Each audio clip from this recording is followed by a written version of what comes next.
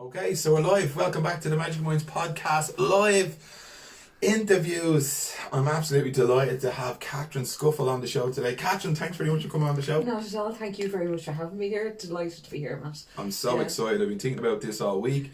For anyone that knows me, they know how much I love the liberties. I'm forever selling it in my job. Anywhere I go, even when I went to Thailand, when people ask me where do I live, I say the liberties. I don't go Dublin, Ireland. I say the liberties, and then they just look at me all funny. And I have to kind of backtrack and explain. Yeah. And how do you explain that? Oh, it takes forever. They just say it's a magical place. Yeah, exactly. Would you agree? I would totally agree. Yeah. Totally. And magic people come from there. Yes, yeah. And we're biased. Yeah, there we go. Guys, I've asked Catherine to come on the show today. Catherine is a historian resident with the Dublin City Library. Not at the moment, but we can talk about that. We're going to talk all things to liberty. We want to talk about Catherine's background and what makes this place so magical and see where we go. We'll meander through that. I have some questions and interest in myself that I'd love to ask Catherine. So Catherine, just for anyone that doesn't know you, give us a little intro to yourself. Tell us a little bit about yourself. Okay, well, my name is Catherine Scuffle, but I'm usually called Cathy. I answer to both. Like whenever anyone calls, I'll just arrive. I'm from Dolphinsbarn. I grew up in Dolphinsbarn. I went to Loretto Crumlin. So my whole world has been sort of with the barn at the centre and work a big circle out from that. And when I say my whole world, I worked in the area, went to school in the area, went to college in the area, and I had grandparents who lived in the area, and I still have cousins living around here. So my whole world has been Dublin 8 and occasionally drifted into Dublin 12. You do have to cross the canal occasionally, you know. We won't judge you for that. So you spent your whole life around here and grew up here.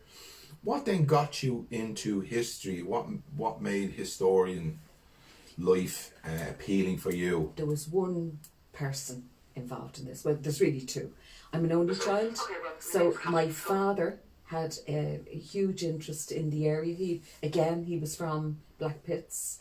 Dublin 8 was his world. So I would go with him. I spent a lot of time with him. Being an only child, I spent a lot of time with my dad. And we'd go walking. So we'd walk from the barn. We'd no cars, so you'd walk down from the barn, down to Black Pits. But that should only take 10 minutes. Not when you were with Willie. No. You stopped at every street corner. You looked at every street sign. You read it in Irish. You read it in English. Dad explained what it meant. Then he pointed out every door, every letterbox. Mrs. Such-a-Body, who was related to Mrs. Such-a-Body else, who was across the road. They're connected with the Such-a-Body. This went, so I knew every stick, stone, letterbox and door and signpost in this area. And I was only about 4 or 5. Really? And from that time on, that got me going because I knew everything had a story. Right. And you instinctively know it now. So I could... If anyone said the Tenters, I knew where it was. But I also knew why it was called that. If anyone said Weaver Square, I knew the whole backstory to that. Someone said the Coombe, got that too. So it was that passing on. It's almost like folklore that you'd find in the rural part of Ireland. But that happened in Dublin too. And that started me on history. Brilliant. Where did Willie's knowledge and love for it come? Did he study it or...? No, he was born and bred here. So his father was from here as well. Right. And so that was passed on from them. Dad had a huge interest in reading. So, there wouldn't have been an awful lot of money at home. But every week, the three of us, mum, dad, myself, and usually the dog occasionally, up to the library. The adults got 3 books each. Junior got 2 books. The dog got a bone or something on the way home. So there was constantly books in the house. Wow. And there'd be books on everything. Russian Revolution to Dublin to Eamon McTamash's books, all that type of thing were in the house.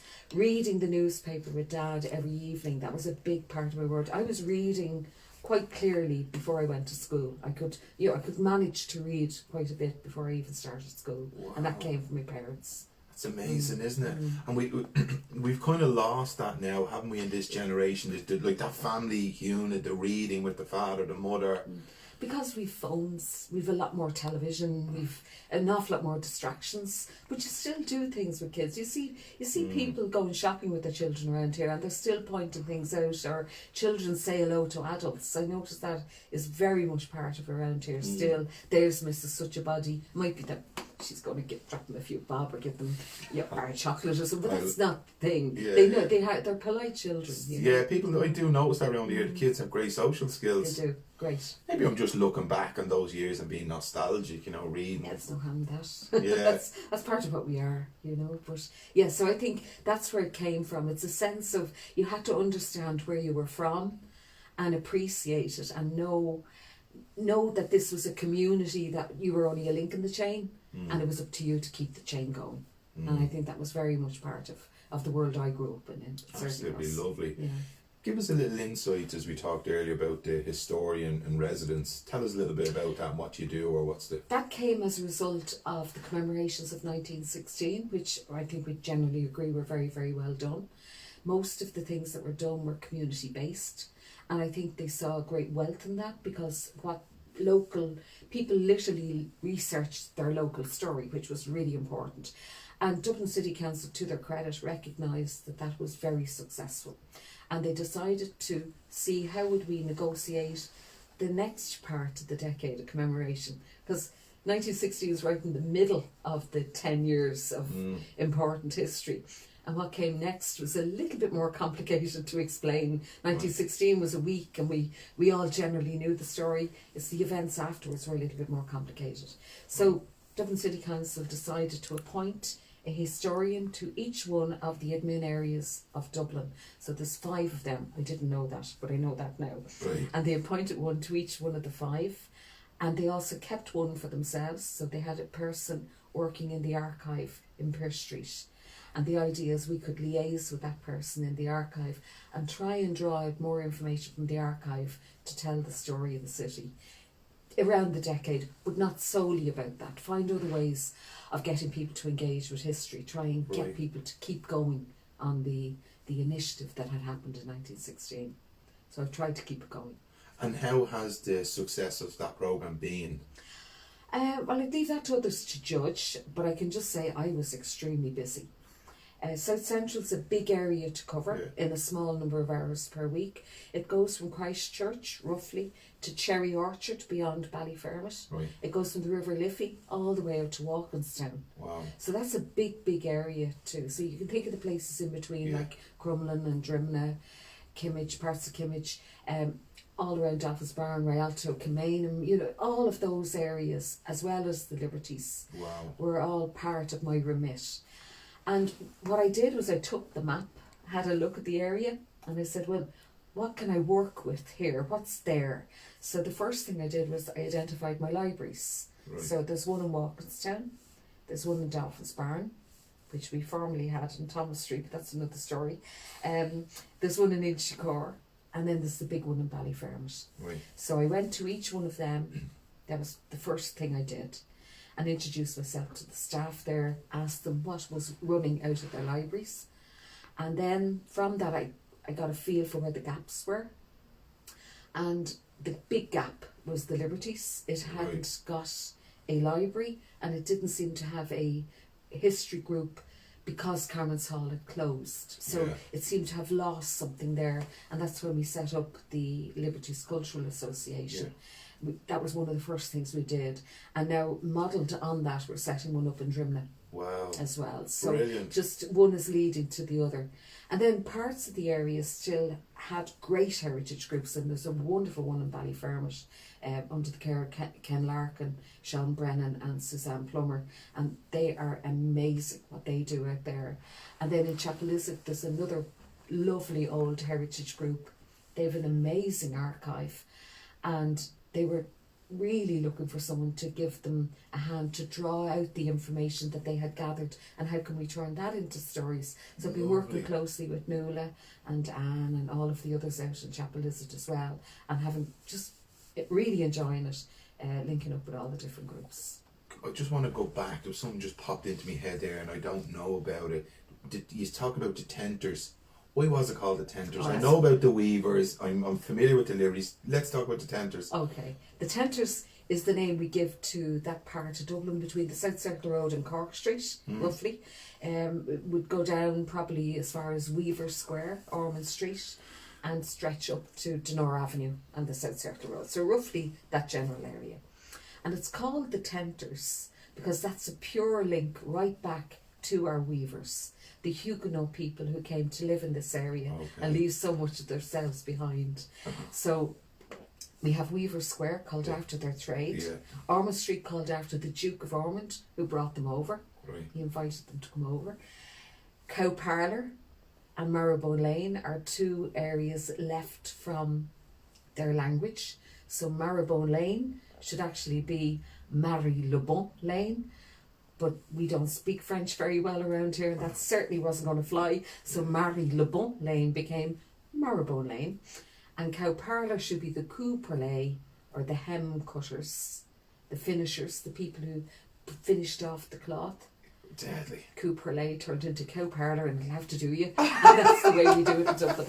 And then the tenters was the area that stretched out their cloth to dry. So we're talking about pieces of cloth, Matt, that are bigger than the room we're in. And why are they bigger than this?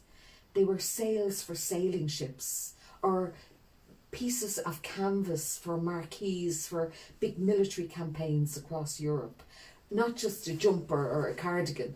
This was massive weaving on an industrial scale. Wow. So you know the way it rains a lot in Dublin? Yes. Imagine trying to dry that stuff in the fields of Cork Street when they were fields. Yeah. So that's why we built the stove tenter house for them. Right. And that did exactly what it says on the tin. It had 5 wood-burning stoves in the basement, and you had poles up at the upper story. So you put the cloth over the pole, and it dried the cloth. And where was that? That would have been around the, probably in around the 1700s, the late 1700s, because it was to save the weaving industry. Because if you had a really wet summer, you're going to lose all your cloth. And you're going to say to me, where's the stove tenter house? Yeah. That's long gone. It's not. It's hiding in plain sight, like so much of our history around here. It's Sophia Housing in Cork Street. It's right in there. It's the Weaver Square Convent. In that building, there's a building in there, and that was the original stove tenter house. Later on, like everything around here, we always react to whatever's happening. Father Spratt is a very famous man from Cork Street. He's the man who brought Valentine's bones over from Italy. That's how we have Valentine in Dublin. But leaving that to one side, we won't go into Valentine's Day. You touch a subject, we won't go there. But he's the man who did that. But he also saw that the stove tenter house was no longer being used and turned it into a night refuge. So looking after people who need care in society, like the Liberties is still doing, that was always the way. That's part of our tradition. We always look out for each other. And it's an example of it. And even today now, the stove tenter house has been repurposed again. And it's modern housing for people who are now living in accommodation, having moved out of maybe a difficult situation or a homeless situation. It's a lovely centre, that Sophia House. Yeah, I've done a leadership course 2 years ago. It's really gorgeous. Just lovely, an atmosphere. Yeah, very much. This is a lovely, tranquil place. But you were at the back of the stove tenter house. And you didn't know it. Didn't even know and it. That's another link with the tenters, an area where they dried out the cloth. So I suppose in parts of Britain you might find the linen green or the cloth green or something. It was called the tenter fields here and the tenters. So then when the houses were built, the name stuck. And we still have the tenters. We just touched on it just at the end of the last question. The Liberties Cultural Group. Give us a little insight to the work that you do there. I know that you're hugely passionate about that. They're an amazing group. They are definitely an amazing group. Like-minded people. They're all locals or living locally. And I suppose, again, it reflects the way the area is always welcoming, and always, we all feel that we should give something back because this area has made us. So we have a sense of give something back. And the best way of doing that was by setting up that group, the Liberties Cultural Association, and literally trying to find ways of getting people to appreciate their heritage and look at their history in a different way. So we all dip in and out of it. We all come from completely different backgrounds. Some have an interest in folklore, archaeology, others are military or rebel history. I think you know who I'm talking about there, Liz, for example. I'm social history. I love social history. What makes us what we are. And it's just all of those little elements that came together. And we've run a number of events, and each one has been more successful than the other.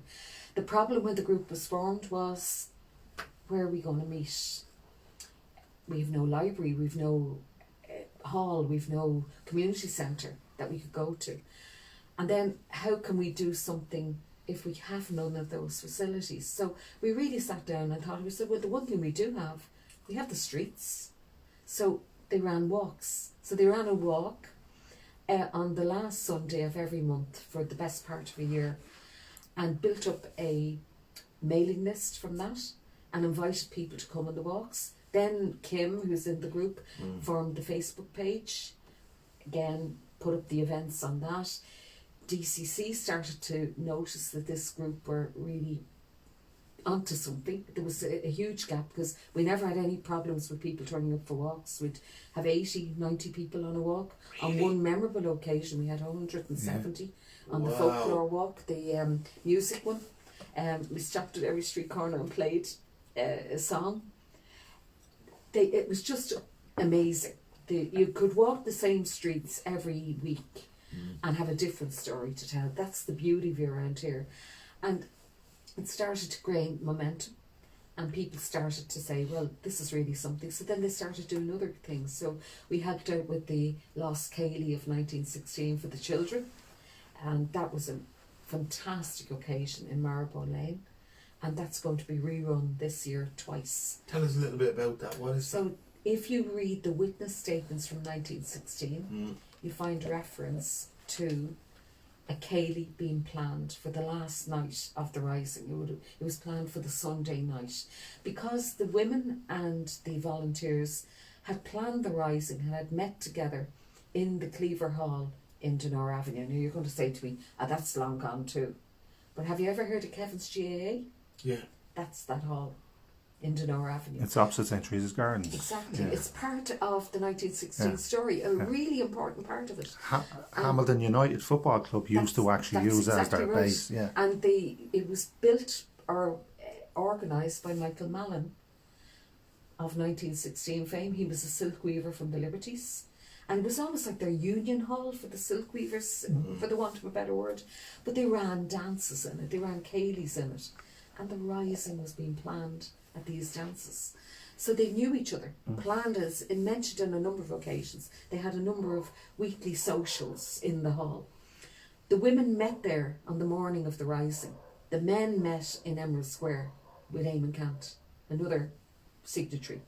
And they went to 3 or 4 locations. So Marrowbone Lane Distillery being the one that the women went to.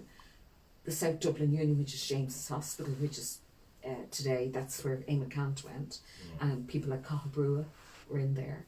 Rose Distillery was located, or Rose Malt House was located on James's Street at Mount Brown, so that was another place taken. And then the final one was the Watkins Brewery in RD Street, just around the corner from us. So they were all taken as sites, military sites for the rising. And why? Because they were easily fortified, if you like, and also there were the tall buildings in the area, so you had a clear line of sight from the top of them. You could see if the army were coming, or if there was something moving, you could spot it. Because this is pre-Facebook and Twitter and phones, and so you have to find some way of... Did that actually ever exist? So they had planned, there's mentions in all the witness statements of having a dance, only in Ireland, during the Revolution. We have a dance. So they were going to have a dance on the Sunday night. But the surrender was called on the Sunday morning. So the Cayley never happened. So it's been dubbed, maybe by us, but certainly it's generally accepted as being the lost Cayley or the missing Cayley from 1916. That's beautiful. So to try and tell that story to the children in this area, it's part of their heritage. It's every child in this area will know where Marrowbone Lane is. Yeah. To try and give them that story and to make them feel like they own that, we've asked them to re-dance the Cayley, to actually do the missing Cayley. So it was very successful, and we ran it. It was one of the first LCA events. When we ran it, it was really, really terrific day. The girls from Warrenmount met up with the boys from Franner, and the boys and Franna were delighted, and they all arrived with their Peaky Blinder hats love it. in their outfits, and the teachers dressed up as well, and they danced two Cayley dances which they had faithfully learnt, and we made a set so out of hessian bags, and we recreated what it would have looked like in the distillery. We even got a barrel out of Urban Plant Life in Cork Street. All those little things, and it's been hugely successful, and the schools have asked us to run it again. So Seachtain na Gaeilge, the children from the two schools in Denora Avenue, Scoil Trasanefa and the Church of Ireland School, St Catherine's, they're both running their Cayley in Denora Avenue Community Centre, and we're going to make the set for them and give them a text, that we reenacted. We'll read from the witness statements for them and let them do a certain amount. And then at the end of Seachtain na Gaeilge, the children from Basin Lane and Franner, and maybe one or two others, we're hoping, maybe audience, we're not sure, a few other schools will be dancing the Cayleys up in St James's Parish Hall. Oh, lovely. And it's a brilliant way of learning history it's lovely. and living history. True dance, true creation, true art. Yeah, and reading witness statements, going to a primary source, and you're only at the age of 11. Oh, that's lovely. I never did that. No. So the children around here now are looking at primary sources at the age of... That makes me very proud. That's special, I'm blown. I've got hairs in the back of my neck thinking about that. What makes the Liberties so special? I love this place. I can't put my finger on it. Well, I can tell you why, but why? What do you think? I think it's the people. Yeah. And I think it's always been the people. It's not about housing, it's not about homeless, it's not about drugs, it's not about the social problems. What I love about this area is it looks at its problems and it tries and finds a way to solve them. And it's always done that. It has always welcomed whatever it needed. It always took it on board. Other areas would close their door to that, but definitely around here they will react to a problem and try and solve it. The problem with that is, because we're seen to be the problem solvers, we get everybody's problems. So, whereas we were trying to address things like homeless or housing situations, we suddenly seem to get every homeless accommodation in the area, and other areas didn't seem to have it at all.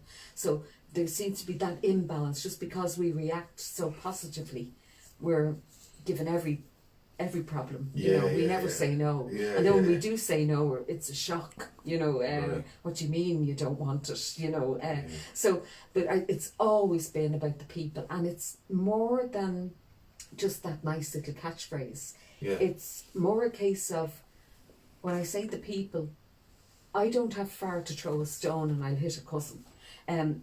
We all seem to be somehow connected, whether through workplace, through trade, through the shops we go to, or through family. And it can be extended family in all sorts of funny ways as well.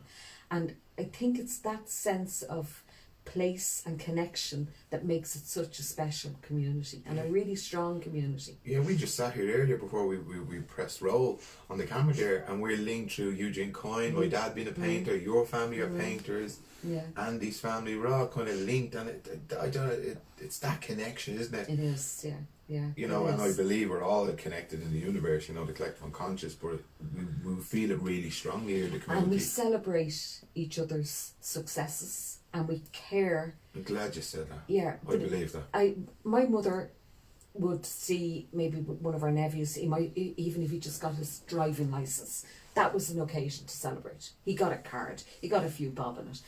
She'd tell the neighbours, they'd send something up. That's the way it was done. And you would celebrate communions, confirmations, whatever big events there were in a person's life, they would be celebrated. And then equally, if there was something awful happened, or a bereavement, or a sad occasion, again the neighbours support. And it's done automatically, and it's never forced. People respect your space, but they also seem to just know how far to go with it. And then they'll give you a call 6 weeks later after the event, see how you're doing okay.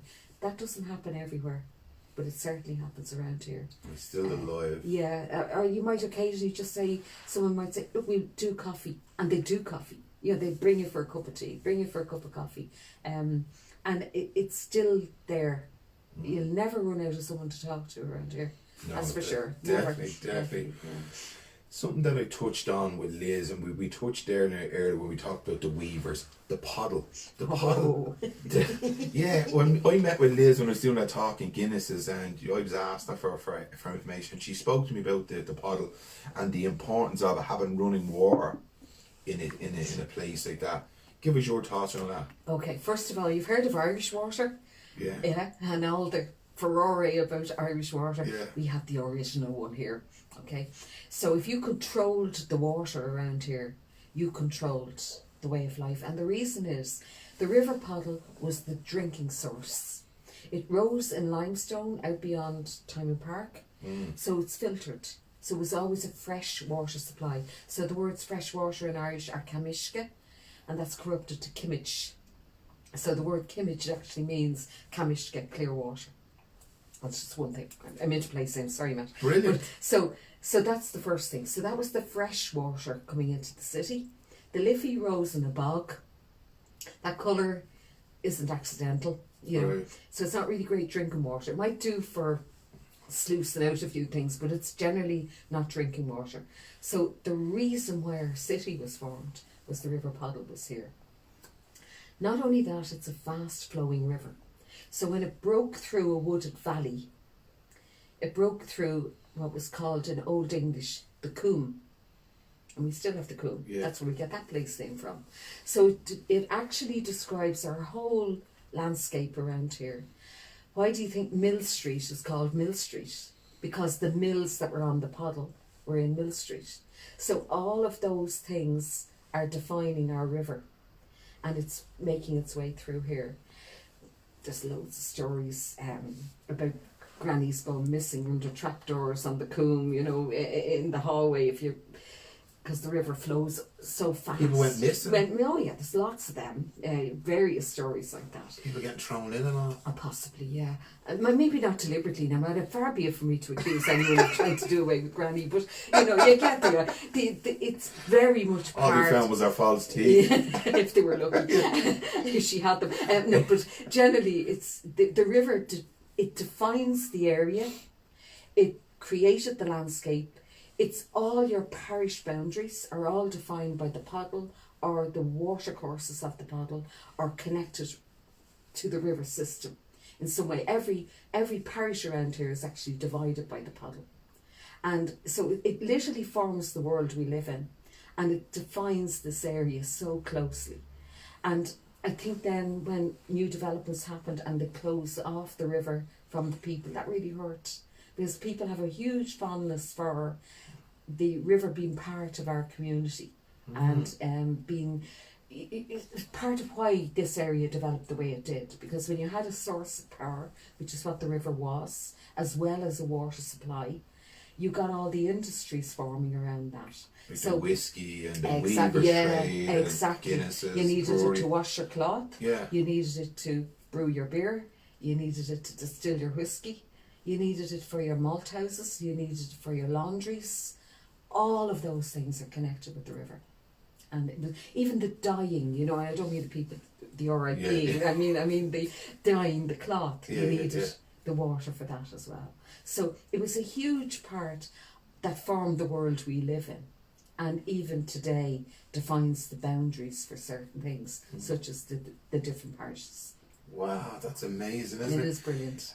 And we touched on it earlier, the weavers, and it supplied a lot of that. Can we talk a bit about the weavers, that area? Yeah, around when we speak about the weavers, we're talking primarily about Cork Street, the Coombe, Weaver Square, in and around the Tenters, around Brown Street, and probably as far out as Dolphin's Barn. You know, you would have had weaving all out there. So Daly and Gibson, for example, they were tent makers, marquees. They would have been evidence of the weaving trade. And the one company that are still with us are the Botany Weavers up in Emerald Square. That would have been the City Woolen Mills years ago. And then in the 30s, I think it became the Botany Weavers. So they're still with us. So when you hear an aeroplane going overhead and it's first class, business class with Aer Lingus, That's a little bit of Cork Street flying over your head, because they make all the covers for all the seats in the Aer Lingus business class. Yeah. Never knew that. They make the carpets for the airside accommodation in the airport, the curtains, that beautiful colours that we have that are actually from the Irish countryside, hence botany weavers. They take it from flowers. The dyes reflect the Irish countryside, and that's why we have that lovely gentle green in. Have you been in Aer Lingus business class? Because I haven't, but I just wondered all what it the was time, like. all the time. I just know it's flying over my head. Yeah, you know, that's about as near as I get to it. That's me too. But Yeah. but isn't it lovely to think that's a little bit of the liberties going over the head? Fantastic! I'm blown away with that. Yeah. That's And deadly. that's what we've let, if you excuse the pun, the remnant of the weaving industry that we have today. But the other thing we are trying to do, and which I'm trying with historian in residence, is bring weaving back to the liberties. Yeah, you had something going on in the Hyatt there a couple of We weeks did. ago. That was the showcase. I'm so pleased you knew about that. Yeah. It's the showcase of the very first new weavers that are in the area. 15 people are now working out of what they call the Timber Yard Studio. There's a British one for you. And they've been weaving using silk thread up to December. And now we have 2 classes running. Class 1 are continuing into their second term, and they're now weaving using wool, and they're looking at the dyeing process and things like that. And we have another group who are going back to look at how the Vikings did their weaving, because weaving has always been in this area even before the Huguenots. So the Vikings would have been weavers in this area too. And we've one place name, I don't know whether you've ever heard of it, but it was certainly a big part of me growing up. A little place down off Fumbley Lane called the Gluey. So it works between Fumbley Lane and Malpa Street. So we were sent to play up at the Gluey when we were children, with myself and my cousins, because we were safe up there. You were away from traffic. You're in a little, like, not a cul-de-sac, but in between cottages. No, very little traffic. And we always knew it as the Gluey. A great name, Gluey. We're going up the Gluey, you know. And it's only more recently they started saying, well, I wonder why it's called the Gluey. And believe it or not, that's Manx Gaelic for weaver shed. So it's Thai Gluey, as in Tig or Thai, you know, Irish. What's Manx, Isle of Man. Isle of Man. Right. And that gives us another link to another part of the Isle of Man that we have around here, Nicholas of Myra, Right. in Francis Street, of which Black Pitts is part of the parish. Nicholas of Myra was once the parish church for the Isle of Man, which is a link right back to our Norse heritage, link right back to the Vikings living in this area, when we had trade routes across the Isle of Man, over to Wales, up to Scotland, and back to Sweden, Norway, Denmark. Wow. And it's just a little bit of that.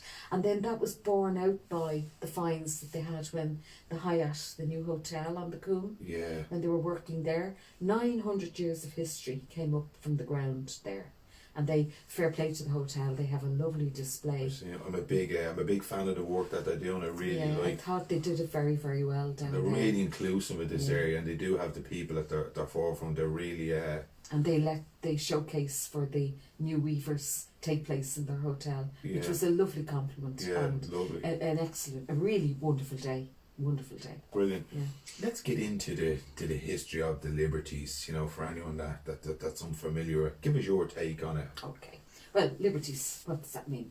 Freedom. Freedom. So freedom from what? You know, where we, what were we free from? So let's think of it that way. So this is when you have a walled city of Dublin. So the walled city of Dublin, you still see bits of the wall. We see it maybe at Back Lane there near Francis Street, around John Where I Dillon grew Street. up. Yeah, you see, the big chunk of it there. Yeah. You see it over at St. Audience. Yeah. So if you piece all of those together, you get a sense of where the city was. It was within those walls. So it's small. It's no bigger than 22 acres, which is roughly the size of the James's Hospital campus. So it's small. So that's your city of Dublin. Christchurch right in the middle, and it only goes out as far as the castle. The castle's in the walls, so that's the city. You lived outside of that. You weren't You weren't part of the city process. You probably had to pay a toll to go into the city or pay a charge to go through the gates to do your trade. So you were outside the city. The Abbey of St. Thomas the Martyr was set up by King Henry II. Now, there's a lot of Henrys in this story, but we'll start with Henry II. Yeah. So why did he build an abbey? And he builds it in Dublin, from which we get Thomas Street and Thomas Court, those two names, and Thomas Court Bawn. We get all of those names from that. He builds this abbey. He calls it after a man called Thomas à Becket, right. who had been murdered on the steps of Canterbury Cathedral. And the king might or might not have been involved in the murder of Thomas. His family weren't happy, were they, about it? Oh, well, people in general weren't happy because yeah. Thomas à Becket was popular, Yeah. a very popular man.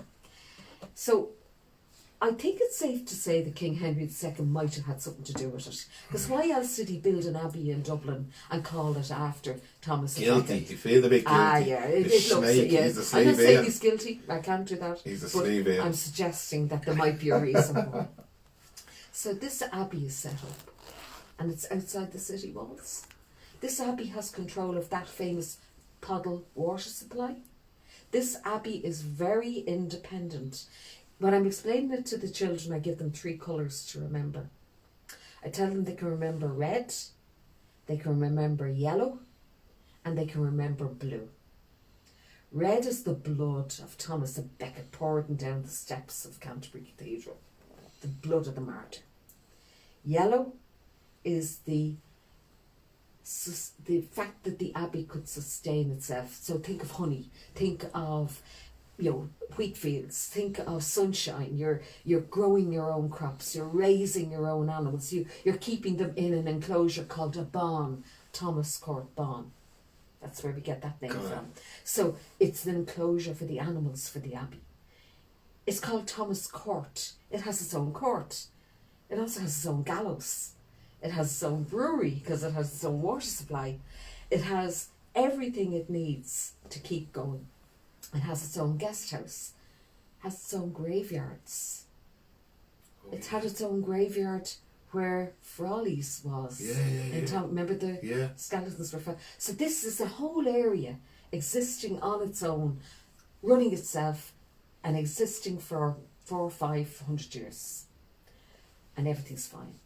The Liberty of St. Thomas Court and Donore, that's what it's called. Has everything it needs, mills, breweries, the lot. It's running fine. Fast forward a few Henrys, so we get to Henry VIII. Oh, he's a womanizer, this fella. There you go. And he wants it his own way. And he also needs money to have it his own way. So he takes over all the abbeys, not just our one, but he happens to get that in his sights. But he takes all the abbeys over because he's not happy with the Pope, and it's a big row, and it's all over divorce, and it's a. He had a bit of a side chick on him, and he wanted a divorce. Yeah. He got rid of wife number 1. No, he looked after her. Yeah, he gave her a house to live in, but he moved on with wife number 2. But he chopped her head off. But it's a long story. We won't go into Henry. The main thing is he actually took the abbey, the monies, and he gives it to one of his supporters, a man called Brabazon. Brabazon Square. Thank you. Later's the Earls of Meath. Earl Street, Meath Street. Meath Street, right. So that's where we get the Earl of Meath Liberty. It turns from being the Liberty of Thomas Court and Donore and becomes the Earl of Meath's Liberty because Henry VIII gave it to them basically. And it still is the Earl of Meath's Liberty. So again, it's an area where the Earl of Meath has a right to draw rates or head rents. Some people around here are still paying a head rent to the Earl of Meath's Liberty. Wow. And how does that work? It's like ground rent, Andrew. They own the land the houses are built on, and it's part of the lease of the houses. And also, some of the terraces here have connections. So you touched on one, Brabazon Street, Brabazon Court, all of them, they're all the surname of the Earl of Meath. If you're married into the Earl of Meaths, you end up getting a terrace called after you here. So you've heard of Tyrrellstan Terrace. You've heard of... Terrace Terrace around the corner here. Yeah, and Lauderdale Terrace. Lauderdale's over at New Row. Yeah, New Row, yeah. Okay, so one of the Lauderdales, I think she had a big dowry, I'm only guessing, she marries the Earl of Meath, and she grew up in Terrace Castle. So 2 terraces of houses that we can pick out very, very quickly. They're the in-laws of the Earl of Meath. So if you brought enough into the marriage, you got a terrace called after you. And we still have them. So they're all part of the world we live in. And understanding that and seeing how we're different, because we are different. We have an identity. And that can never be taken away, no matter what they do. That'll never be taken away from us, because it's very much part of what we are. And inherently we all know that. We all have a curiosity about how this collection of place names are here. And they are the history of this area. And that can never change. So we own the streets. If we own nothing else, we own the streets.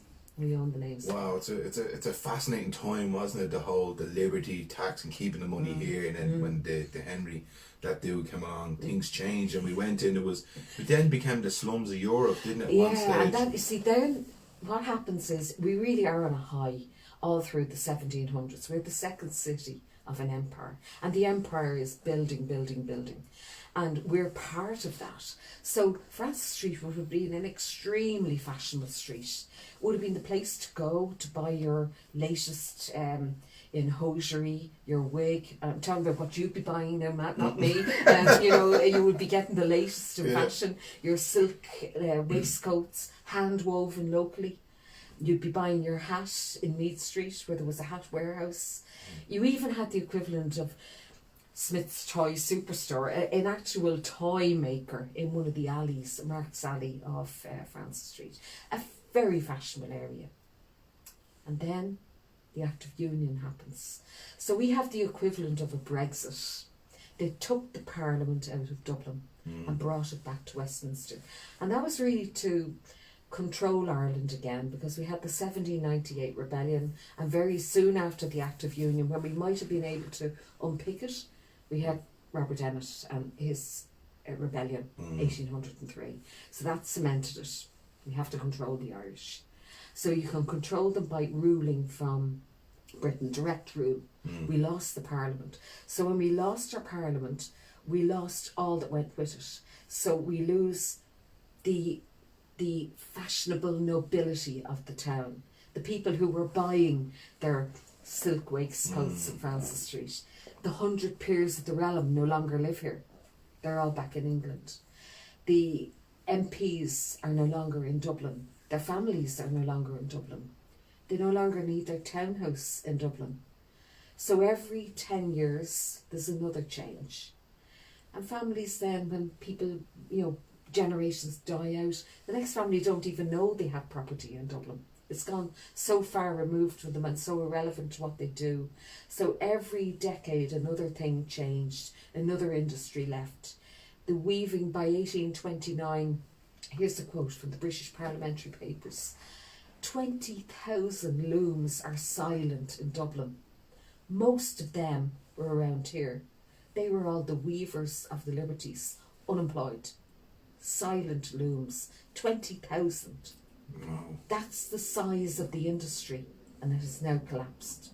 So we turn effectively from being the second city of an empire, buzzing, busy, really fashionable, to being a warehouse, basically. A place to store things, and everyone's on casual labour. And when you're on casual labour, you can't plan a future. You can't get a loan, you can't manage your future, you haven't got a trade, you're a journeyman. And it changed society completely. So by 1845 we have a famine, and it all really falls apart then. And then I think I had a look at what Alderman Tom Kelly said around 1909, and he described Francis Street, which once had every house and shop occupied, to being something like 18 of them in ruins by 1909, and the rest of the street pretty much tenements or small dairies or small little businesses, but not anything like it had. It wasn't what it was. No. They lost and it. that was just over 100 years. roughly. It's the best dates I could get from, 1909 compared to 1801. So 108 years later had completely gone into a slide.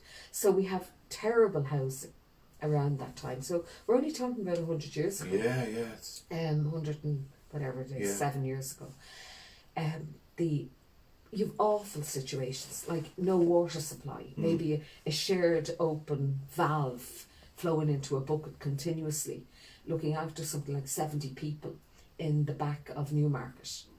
And in addition to that, you've heard of, the water in, that's that bit. The water out bit was even more horrific. 2 closets for 72 people. That's an actual photograph from the city archive I'm describing to you. Wow. 2 little outsheds. They were the toilets for 72 people living around here.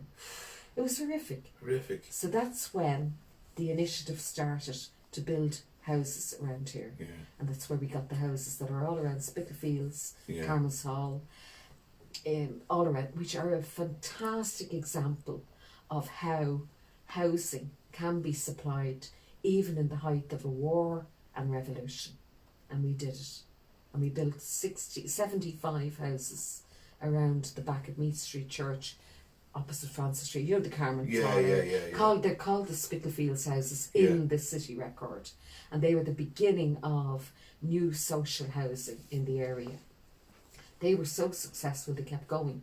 So they built more up on James's Walk, the back of Guinness's. They built Cantfort in Mount Brown, 200 houses, 202.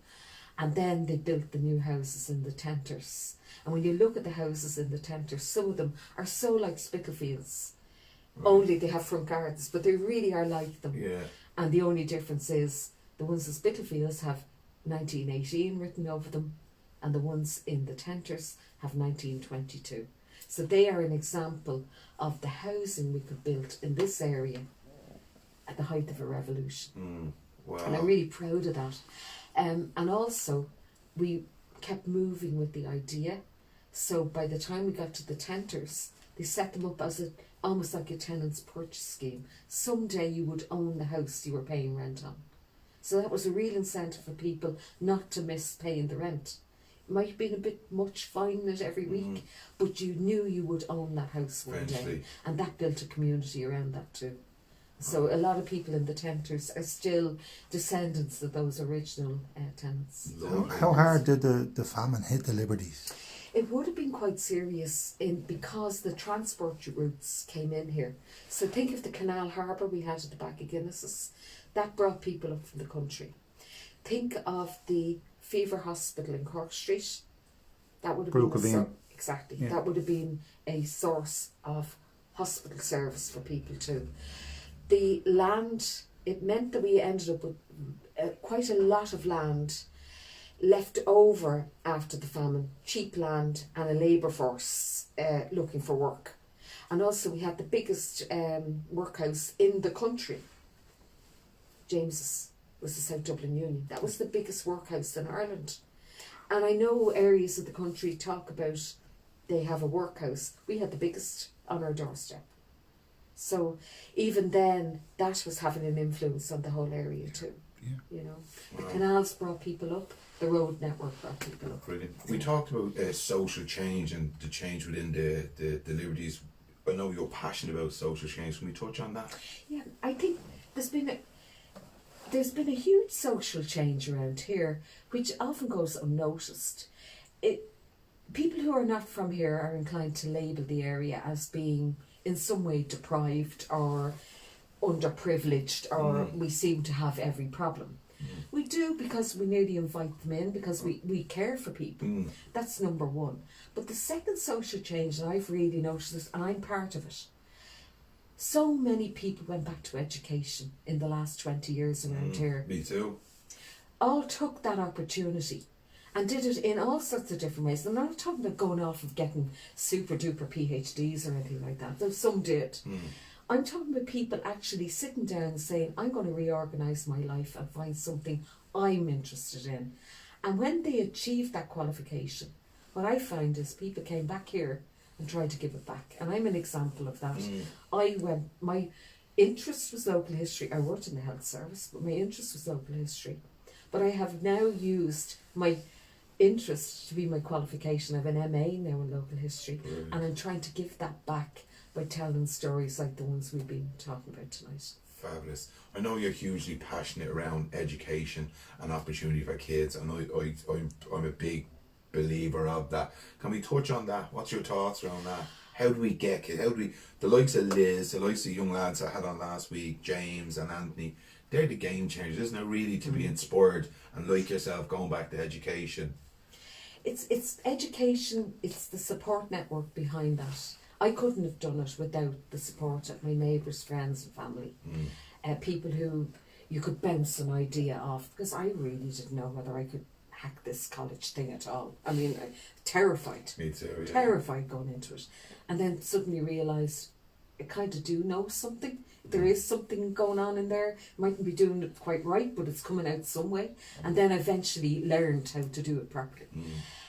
It's that opportunity should be there for and it is there if we go looking for it. We just need to keep steering people in that direction. My passion's history, it's not everybody's. But I do think it's a starting point, because if you get interested in history, you start becoming good at research. If you get good at research, you can do other things. You can do science, you can do maths, you can do medicine, you can do law. The transferable skills. Absolutely. Then you get good at writing a story, putting a paper together, putting a story together, having a beginning, a middle and an end. That means you can do English, you can write a book. If you can do those things, you'll always be busy. You'll always have something to do. You'll find a way of knocking a few bob out. If you can write a book, you will get something back. It mightn't be much, or mightn't pay the mortgage, but at least it'll keep you going. Yeah. And you'll become known, and you'll get other opportunities out of it. It's all about confidence. It's all about believing in yourself. But it's also parents believing their children can be as well. Yeah. I would really love to see a heritage or cultural centre around here that would incorporate a small local library, in that we could have the books about the area here, and we would have a showcase for anybody who's going to write a future book about this area to put it into as well. Somewhere we could have photographic exhibitions or painting exhibitions. It's so sad that that wonderful artistic liberties exhibition had to be out in the street again in Newmarket, where it should have been in a hall or in a room or on a wall somewhere that we could all go in and enjoy on a rainy day. Given it its a proper place, you know. Because I'm afraid we might lose that identity, and that'd be such a shame if we did. And we just need a little bit of TLC. It's not an awful lot we need. We just need a little bit. Because if we just got a little help, I think we'd do it ourselves. Oh, 100%. And like, myself and Andy have talked about this, you know, generational pain. It's just breaking those chains of generational pain. Just as you touched on it rightly, it's parents telling the kids that the kids are not just going to automatically believe that they're good enough or believe in themselves. If they're told from a young age and it's instilled in them, you'll make you do. Yeah. This area has a habit of doing that for you. Very much And people so. have been very supportive of me and my work, you know. But it's getting the kids at grassroots, and it's not knocking the parents, because they're carrying it on from other people. Tell them we love you too, and then they'll tell their kids. That's very much it. And celebrate. Let's celebrate every achievement. And let's have an opportunity to celebrate every achievement around here, because there are a lot of things going on, and there's an awful lot of good things happening. But we just don't seem to get the opportunity to celebrate it enough. So if we can keep putting elements in place and we celebrate everything, I think that gives people a sense of, you get caught up in a thing that can't stop. There's kind of a perpetual motion about it. I know I had parents who believed in me, but I didn't believe in myself. It was a long time before I went back to college. But they believed in me, and no matter what you did, as I say, when I learned to drive, that was a big moment, you know, when you, no matter what you might achieve, that was a big moment. So always celebrate the big moments. They're worth celebrating. Absolutely. Let's talk about a love that you have, Rialto, the barn, Reuben Street. Well, it made me what I am, Yeah. quite simply. Wonderful, wonderful area to go. If ever you wanted an example of a multicultural area to grow up in, Dolphin's Barn was it.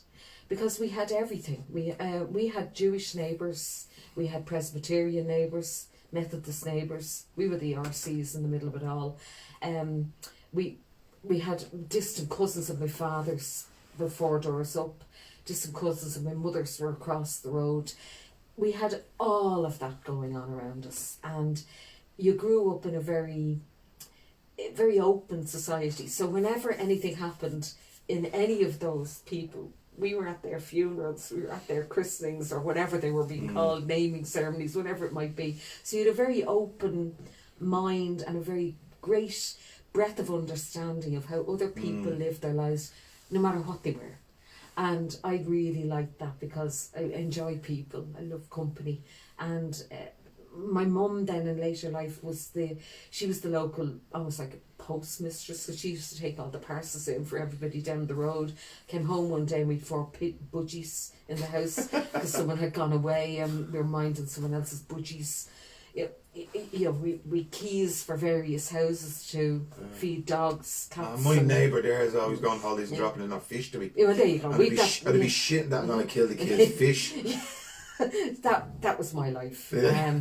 I had parents with kind of quirky sense of humour, redheads, so they bought me a red dog and a red cat. So I had coffee and ginger growing up because I needed company. So a bit odd like that. So I never had the ginger. And that was never a conflict in my life because my dog and cat were that colour as well. But yeah, so it was a really lovely area. It had its highs and its lows. It had its knocks. I think it makes you stronger because life isn't perfect. Why should your neighbourhood be perfect as well? But we always had a sense of trying to make it right. So unfortunately we seem to live under the threat of compulsory purchase orders and road plans for a lot of my life, and dereliction. So bits would be bought for planning to widen Cork Street, and then that was abandoned and we'd buy another, and there was all this road plan was going on forever and impinging on everyone's life until one day we were told it was going to run up our back garden, so we're going to do a one-way system. So my father mobilises the whole area and they all bought out their ground rent, which meant that if they were going to compulsory purchases, they would have had to pay twice. They would have had to pay for the ground and pay for the houses, and that plan was abandoned. Wow. So my dad was a real doer. Find a way of solving a problem. He was a great man like that, So yeah, in that sense, it was a wonderful place to grow up. Very much surrounded by family and very much surrounded by wonderful neighbours, and I still have them. Yeah, we talked just before that we start rolling again about South Circular Road. You wrote did my thesis on the South Circular Road. At that stage, when I was finishing my masters, my mum wasn't very well, and I had to find a way of doing a masters without going to college. So I was going to college for classes, but I couldn't get out there on a Saturday because I was trying to run the house, trying to keep my relationship going, trying to mind my mum in the middle of it all. So I negotiated with my lecturer and said to him if I could use online sources, that would help me enormously. I would get a lot of my work done. So he said, what have you got in mind? And at that stage, the 1911 census had only been put online. It's hard to believe. We think it's there forever, but it's only been put up. So I said to him, I'll do something around the 1911 census. And he said, now listen here, Kathy. You're not to do a cul-de-sac of 10 houses. This is a master's thesis. You have to do something big. And off the top of my head, I said, I'll do the South Circular Road.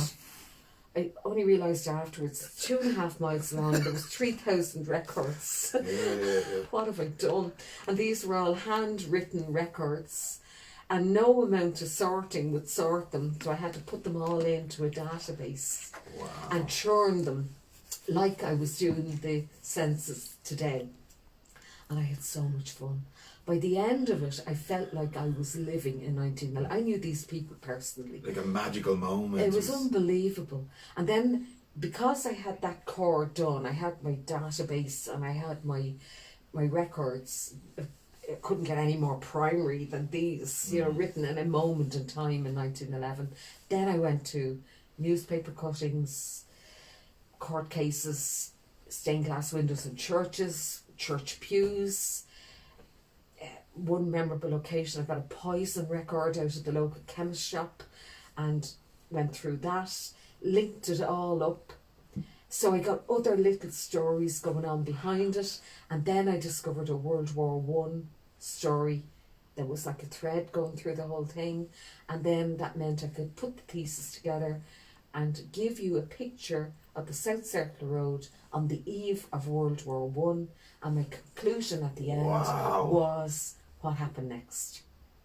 So I actually knew what happened next before I wrote the other bit, if you know what I mean. Yeah. But you just left them waiting. Yeah, left them waiting. Like little carrot and a donkey. Come on. All the way. There was a little thread all the way through. But the other thing was, I discovered really quirky things about Circle Road and why it's so wide. It's the width of a marching battalion. It's built by the British so they could move their military and their equipment around the liberties, because it wasn't safe to march a battalion through the liberties. Couldn't go out the other end. So it linked up all the military places, the magazine fort, the artillery barracks in Island Bridge, the Richmond barracks, Wellington, as it would have been, Griffith College, the barracks at Rathmines only over the bridge. Linked them all up. You could march a battalion up the width of the road. It was all those things. I've known the Circle Road is wide all my life. Yeah. I didn't know why. It was all those little aha moments, breakthrough moments. And I love putting it together. So, did well in college, did very well with my thesis. So well it got published by Four Courts Press, who are in Black Pits, so back to the roots. And sold out. Went for a reprint, sold out. And then was reduced in size, which I had to do, very hard to do, reduce your big thesis down to 5,000 words, published by the Old Dublin Society, and it wins the Society Medal. So South Circle Road is now an award-winning, medal-winning road with a history of its own, and no one had done it before. So I was just so proud of that, and it's being used as a template for other theses by others who are going to college now. That's fantastic. Taking the idea and doing it for Church Street or some town down the country or whatever. So it's a template that can be used. Wow, yeah. So amazing. But I had fun. I mean, it was great. Yeah, like you just see the passion just pours out. You know, you just epitomise anyone. It's there. It's part of what we are, though. You know, and that was my way of kind of giving back, because the more that's written and published about an area, the more opportunities others will have to do research, to, you know, find another angle, express it in whatever way they need to, whether it be by art or maybe photography, this type of thing. There's opportunities then to do that. But your love for it comes from your soul. It's not an intellectual interest. Yours is just, it's born from, it comes out of you, which is very inspiring and really inspire kids. I'm very mindful of our time. I know, me too. What's the one thing you would like people to take away after listening to this interview? What would you like them to go away with? I just hope people have a real sense of pride in where they come from, and they quite rightly should. It's a very, very special part of Dublin. Dublin City is special, but the Liberties is just that little bit different, and I would really hope that we hold on to that and be really proud of what we are, because if we have that, we won't let anyone harm it. We won't let anybody take it away from us, and we can give our children and future generations the opportunities to really build on that and make it something extra special into the future. Couldn't be said any better. Catherine Scull, I'm absolutely honoured. It's an honour to sit here and listen to you. I could listen to you for hours, just talk away. Just keep giving you a bone to run with and just sit and listen. It's like watching the best film ever. Thanks very much. A pleasure, Matt. Thank absolutely. you. And big hi to Alan. Guys, hang on. Thank you. Thanks very much. Hopefully you enjoyed that. I absolutely immensely enjoyed it. I was engrossed. Sometimes I forgot where I was and what I was wanted to ask. I loved it. Hopefully you liked it. If you could share with family and friends, that would be fantastic. Give us your comments, likes, love. Anybody have any suggestions for any other amazing gems that we have in the Liberty we could possibly have on the show? I'd love it. Have we any questions, Andy? There was, but we don't have time because it's more Liz's area of expertise about the whole Maribelane garrison. Yeah. And maybe we should get Liz back on with Cathy to maybe touch on what actually happened around the area in Watkins buildings. It'd probably be a special episode in the future, but there's a lot of information with Cathy and the Liberties Cultural Association and Liz especially about what happened with the garrison. So there was some interest in that questions online. Okay, we hopefully we can ask Liz. Liz maybe come on and can answer those questions. Thanks very much for watching. And like the Liberties Cultural Association, get in and support them. Yeah, get on to the Liberties Cultural Association, follow Facebook. those guys, give us your support. We'd really appreciate it. And any questions can be pointed to the Liberties. Yeah, absolutely. It's an absolute That's honour. what we're there for. Yeah, that's what they're there for. That's what we're there for. Guys, thanks very much. We see you next week. We'll be back again for a live interview again, but this time it's anonymous. Andy has somebody else. I haven't a clue who it is. But sure, look, we'll give it a go. Hopefully it'll be as nice as Cathy. They won't be as some mean old git like that fella over there the other side. Guys, thanks very much for watching. Take care. Bye bye.